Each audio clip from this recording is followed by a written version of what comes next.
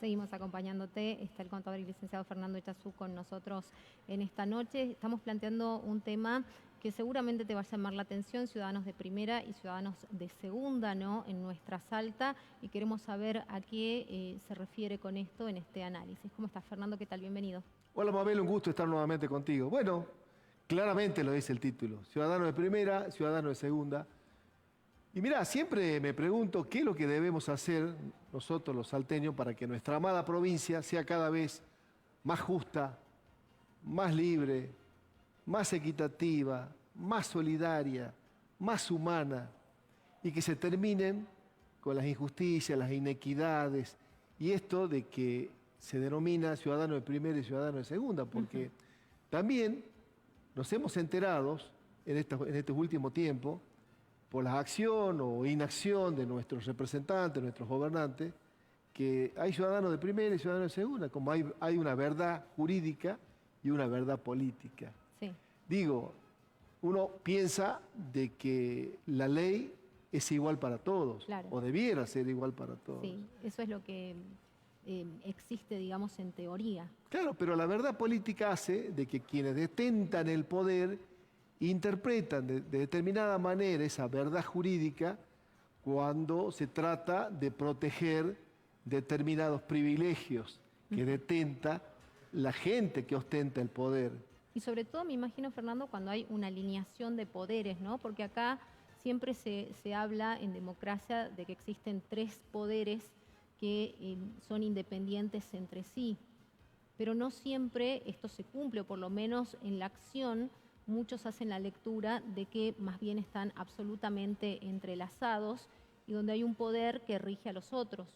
Obviamente, vos fíjate, uno cuando habla del poder político, generalmente uno piensa en aquellos que ejercen el poder ejecutivo, pero claramente lo decís, Mabel, está el poder judicial y el poder legislativo. Cada uno con nuestros representantes y uno como ciudadano, ¿qué dice? ¿Cuál es la garantía que tengo yo como ciudadano de que todos seamos tratados como ciudadanos de primera? Y no la gran mayoría sea tratada como ciudadano de segunda. La garantía está en el ejercicio de la justicia. En esto de decir, bueno, la ley me protege y hay un poder judicial que es garante de ese ejercicio de esos derechos. Pero lamentablemente no pasa. No pasa, y pasa que somos ciudadanos de segundo cuando vemos que hay tantas inequidades sociales que hacen que una familia tenga una vivienda digna y otro no tenga ni siquiera un techo, y ni siquiera una solución habitacional. Cuando una familia tiene un salario digno y la mayoría de la población no lo tiene ni llega a cubrir las necesidades básicas insatisfechas. Cuando pocos, y sobre todo los vinculados al ejercicio de ese poder, y lo que revelan esa verdad política, que no es la verdad jurídica, pero que sí sirve a los intereses sectoriales. Pero es la verdad práctica. Es la verdad práctica, ¿sí? Entonces digo, cuando hay gente que tiene acceso a los bienes y servicios públicos y otros que no tienen acceso al agua, no tienen acceso a un servicio de cloaca, no tienen una buena iluminación pública, no tienen acceso a la seguridad pública, no tienen acceso a un buen sistema educativo. Sí. Digo, claramente estamos hablando que hay ciudadanos de primera y ciudadanos de segunda. Y los ciudadanos de segunda también, como siempre ha pasado, tenemos que seguir trabajando y de nuestros ingresos pagar los impuestos que sostienen a estos ciudadanos de primera. Digo, Mabel, claramente debemos tratar de luchar para que juntos y garantizando canales de participación de la ciudadanía en el gobierno, sí, se logre un gobierno que sea abierto a los intereses populares. Un gobierno que garantice la transparencia, la participación ciudadana y el ejercicio de esa participación ciudadana en la definición misma de las políticas públicas. Por supuesto. Bueno, por ahí tenemos algún gráfico que habla justamente de estos, de los datos de gobierno abierto. Muchísimas gracias a los chicos que están súper atentos. Y entre esos te voy a nombrar un par de puntos nada más: comunicar al ciudadano, la consulta ciudadana, la deliberación, el codiseño, ¿no?, algo tan importante de las políticas públicas con los ciudadanos, monitorear esas políticas públicas y trabajar horizontalmente, ¿no? Esto en la práctica prácticamente nunca se ha llevado adelante, ¿no? Valga la redundancia. No, bueno, nosotros venimos insistiendo desde en la necesidad de que se establezca un gobierno abierto. En las distintas jurisdicciones, nacional, provincial y municipal.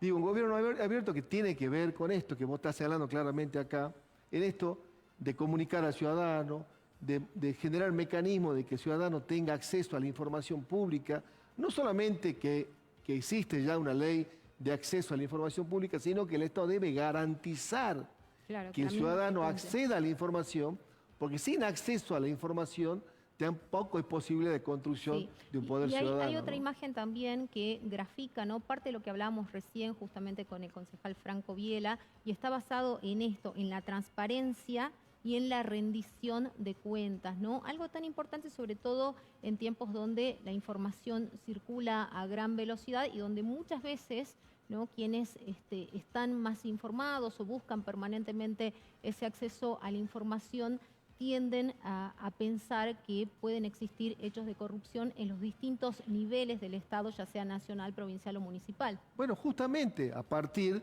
de que asumamos la necesidad de que los funcionarios públicos, quienes están en ejercicio del poder real, cumplan con las leyes en vigencia que garantizan, que deben garantizar la rendición de cuentas.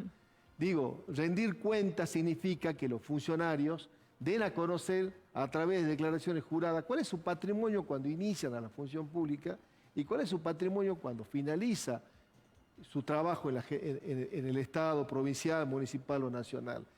De manera de que el ciudadano tenga certeza de que no hubo enriquecimiento ilícito y de que en todo caso el incremento patrimonial que ha tenido esa persona o ese grupo familiar obedecen y tiene relación con sus ingresos como un funcionario, un agente del Estado, digamos.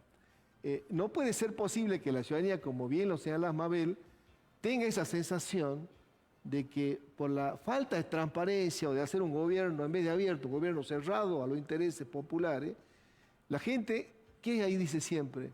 Hasta a veces, cuando escuchamos esta famosa frase que pretende justificar ese mal accionar o ese accionar alejado de la ética y de la moral, cuando el ciudadano dice, bueno, esta gente hace, pero roba, pero hace, digamos. No, ¿cómo roba, pero hace? No, nadie tiene que robar en el Estado. Nadie debe ser capaz de utilizar los recursos públicos, naturalizados, los recursos públicos para beneficio personal, como si el Estado fuera una extensión del patrimonio familiar. Claro, para terminar con esas suspicacias que por ahí puede llegar a tener parte de la ciudadanía, obviamente estos puntos son fundamentales, ¿no? Fernando, cuando hablas de ciudadanos de primera, te referís específicamente a la clase política, pero yo quisiera preguntarte algo más. Entran ahí, recién también al inicio del programa, hablamos de esta crisis de representación, de representatividad que tienen particularmente los docentes que vienen conformando estos movimientos de autoconvocados desde hace muchos años, ¿no?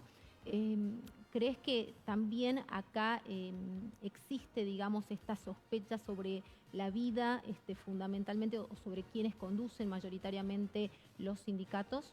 Mira, Mabel, debemos avanzar hacia modelos de gestión que permitan transparentar el ejercicio de la función pública, obviamente, y de quiénes son representantes en los distintos ámbitos y en distintas organizaciones. Y claro que sí, que también hay que transparentar el manejo de las organizaciones sindicales, porque también sociales, ¿no? de las organizaciones sociales, porque también la ciudadanía tiene un manto de sospecha. ¿Qué hacen con los recursos que son fruto del aporte sindical de aquellos trabajadores que están afiliados a los sindicatos?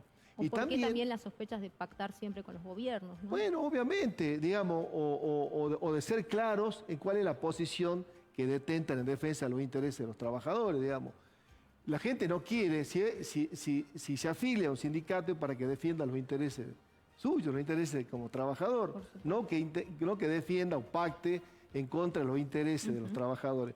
También es avanzar en transparencia cuando exigimos como ciudadanos que si el impuesto a la ganancia existe de cuarta categoría que afecta el salario de aquellos trabajadores que superan un mínimo no imponible, que también los jueces lo paguen. Claro que sí. Entonces ellos mismos han decidido no pagar a través de una acordada de la Corte. Entonces digo, Ahí ves la diferencia claramente, ¿no? Claramente entre ciudadano de primera y ciudadano de segunda. Digamos, en vez de ser ellos ejemplo en el cumplimiento de la ley, dicen, no, a nosotros no nos alcanza. Claro. Digo, hay que avanzar en todos estos aspectos y debemos ser capaces de generar, con toda nuestra fuerza y con todo nuestro compromiso y nuestra profunda vocación de servicio, un gobierno que atienda las demandas y las necesidades de la sociedad en su conjunto. Digamos. Bueno, clarísimo el tema del desarrollo del mismo, Fernando, como siempre.